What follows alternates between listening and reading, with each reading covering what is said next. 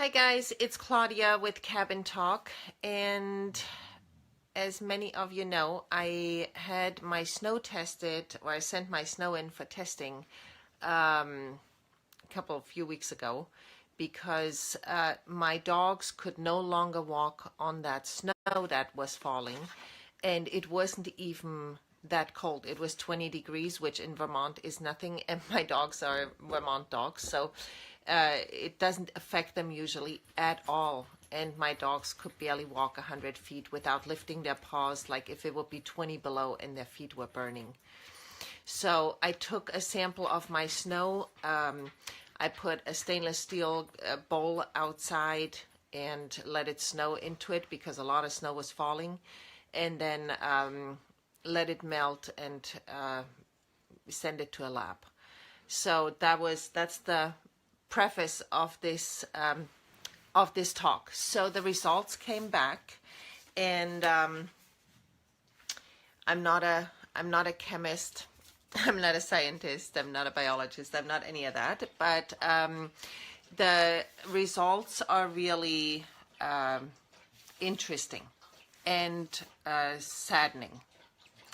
So there are levels like the minimum detectable level, and then there is the reporting level when it needs to be reported. So I'm going to go through all four of those. I'm going to start with sulfur. Minimum detectable level is 20. Reporting level would be 100. I had 58. So I'm somewhere in the middle. We have strontium. Minimum is 0.1. Reporting level is 0.5. I had 0.4, so just under the reporting level. Barium, again, minimum is 0.1. Reporting is 0.5. I had 0.6. So those are all a little high, but not shocking, but high. And then we have aluminum, which the minimum is 1.5. Reporting level is 5.0. And I had 28.2. 28.2.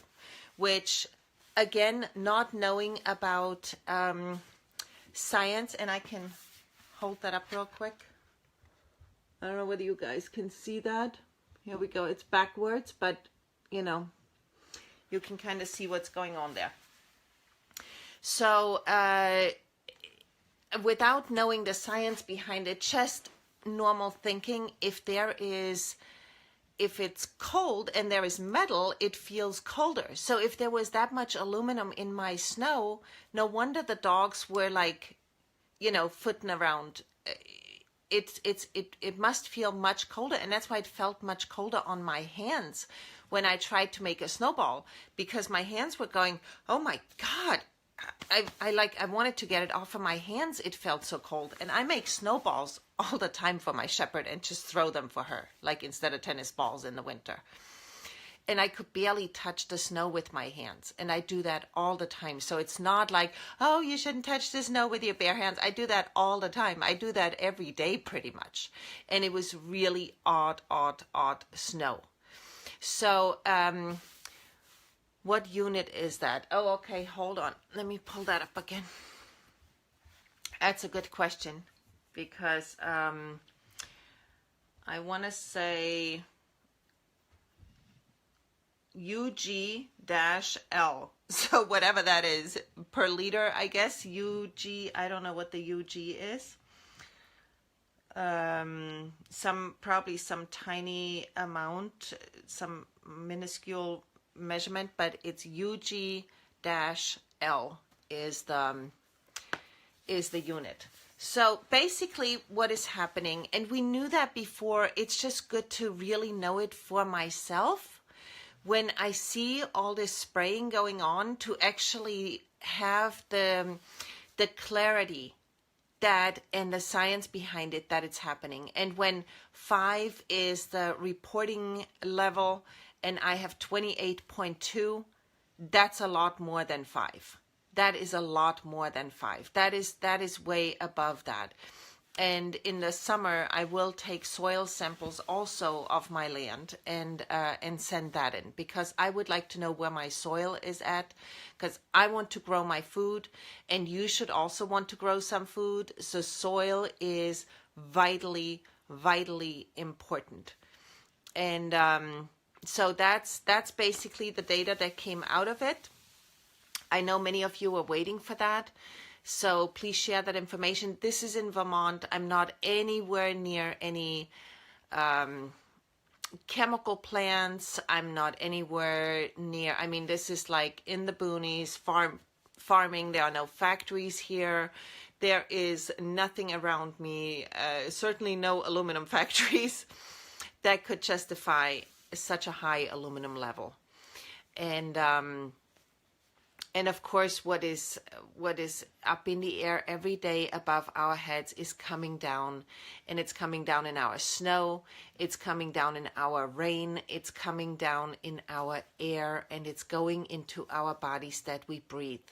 You know, it's going into, and particles that small go right past the blood-brain barrier into our brain and wreak havoc there. There is a reason why Alzheimer's is one of the main causes of death now. And Alzheimer's, as one of the major universities, and I forgot which one it was, did a study that Alzheimer's without aluminum would not exist in a normal human lifetime up to 100 years. So the reason we have that is because it's added to our life. It's not always been there. You know, aluminum is not, yes, aluminum is the 7th most plentiful thing on Earth, but it's not in a form that is usually floating around in nanoparticulate size in our air. You know, that is a man-made particle. Aluminum doesn't look like 1,000 times smaller than dust. You know, that's not the size that is usually around us. So aluminum destroys the root system. Aluminum destroys the plant's abilities to uptake. Let me try whether I can find that real quick. I probably won't be able to, but maybe I will. Let me just see whether I can find it. No. I wanted to show you the roots, how they look when aluminum is present in the soil, instead of when the soil is normal. Actually, I know how to find that real quick. Hang on. I know on one of my YouTube videos the link got removed, which doesn't surprise me too much. But let's just see whether we can find it real quick on the fly. I really would like to show you that because it's really an interesting thing. Aluminum.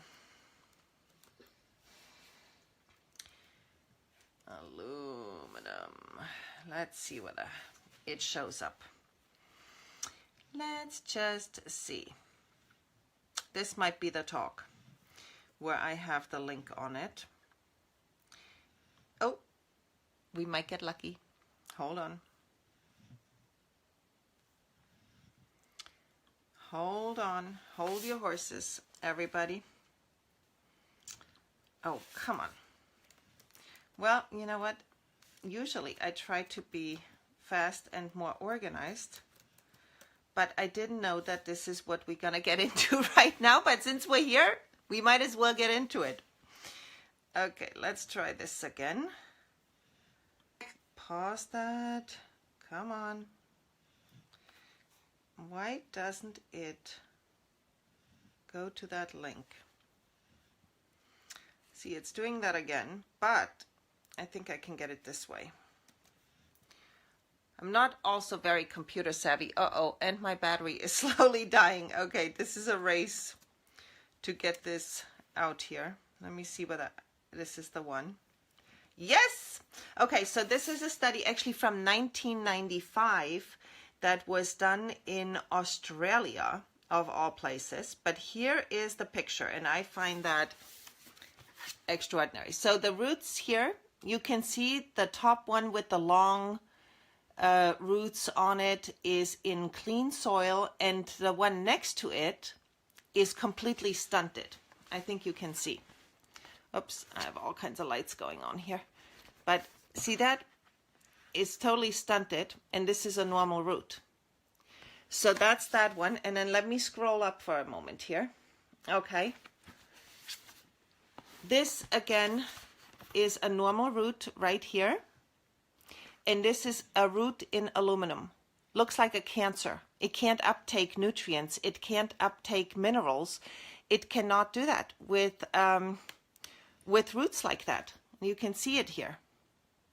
I will put that link to that study in the description of the video so you guys have it also. But that's what's going on. And that's what's so dangerous. That's why, especially out west, I mean, you see whole forests. They looked like they were burned, but they weren't burned. They're just trees that are dead. They are literally thirsting to death. They can't uptake water. They can't uptake minerals. And whole forests die, whole landscapes die. You know, and that's because the root system is so destroyed. The aluminum binds with the roots and basically chokes them to death. You know, that's how I understand it. And yeah, it's my view. Oh, I have to show you. Okay, so we'll end this whole thing on a nicer note. I will show you real quick. We had a snowstorm. Oh, hold on. I have to actually take my little, my little thing off the camera here. Let me show you. Winter Wonderland. Here's the barn. Soon we'll have animals. But it's Winter Wonderland today. It's real pretty. So I hope you guys have a good day. And I'm sorry I don't have better news, but I think it's good to spread that information that we have a lot of that shit in our air, water, snow, soil. So, and now we have some proof, which is great. And I'll see you guys all later. Bye-bye.